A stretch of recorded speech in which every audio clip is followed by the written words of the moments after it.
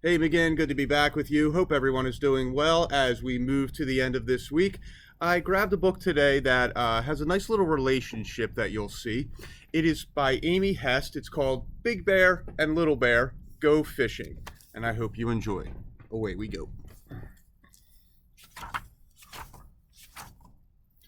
One day, Big Bear said to Little Bear, "I'm just in the mood for fishing." "Me too," said Little Bear.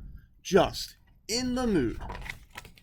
Big Bear and Little Bear pulled on their baggy blue pants for fishing and boots and stuffed their feet into tall black boots. Their coats are yellow with pockets and hoods, and now they're ready to go fishing. Almost. "Poles," said Big Bear. "Fishermen need poles." "Oh, yes," says Little Bear. "Poles." Big Bear and Little Bear put two poles, one long and one short, in their wagon. Now they are ready for fishing. Almost. "Scones," says Big Bear. "Fishermen need nice warm blueberry scones." "Oh, yes," says Little Bear. "Scones." Big Bear and Little Bear bake scones with blueberries from the garden, then wrap them and pack them in baskets. A big basket for Big Bear's scones and a little one for Little Bear's. Now they are ready for fishing. Almost. "A book with stories," says Big Bear. "Fishermen need stories." "Oh, yes," says Little Bear. "Stories." Big Bear and Little Bear put a tall green book in their wagon. Now they are really, truly ready for fishing. Off they go, pulling their wagon. They pull it and pull it all the way to the lake where their fishing boat waits.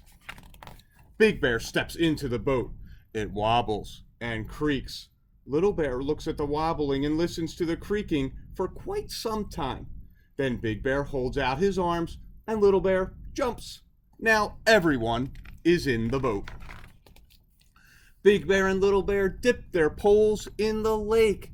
"Fishermen sit very still," says Big Bear. "Oh, yes," Little Bear whispers, "very still." Sunshine sparkles up the lake. "Fishermen are patient," whispers Big Bear. "Oh, yes," Little Bear whispers back, "patient." They watch their poles and wait. Big Bear looks at the sparkly lake. "Fish," he calls. "Where are you?" Big Bear forgets to whisper.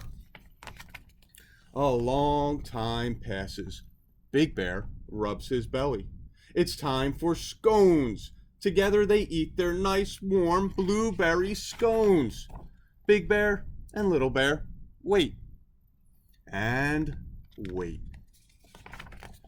Big Bear peers into the sparkly lake. "Fish," he calls. "Where are you?" Big Bear still forgets to whisper. Little Bear picks up the tall green book. It's time for stories. Together they read story after story after story. Suddenly, a ripple in the lake. Everyone peeks over the side of the boat. "Hello, fish," says Little Bear. Little Bear remembers to whisper. Big Bear and Little Bear look at Fish, and Fish looks back. Nobody moves. Nobody blinks.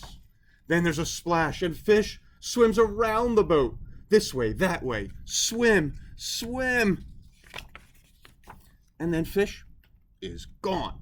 "No, don't go," cries Little Bear. Big Bear puts his arm around Little Bear.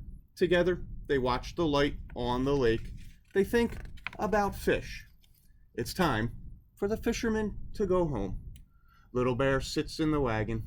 Big Bear pulls it and pulls it all the way home, where their hammock is waiting. Big Bear climbs in the hammock and yawns. He closes his eyes and whispers, "I'm just in the mood for a nap." "Me too," Little Bear whispers back, "just in the mood." He jumps in the hammock and snuggles up close to Big Bear. And all through the afternoon, the fishermen nap. Boys and girls, I hope you enjoyed that story. Sometimes things don't work out, but you know what? They had that special time together, and that's what really, really matters. McGinn, have an awesome night. We'll be back with another read aloud to wrap up the week. I'll see you soon.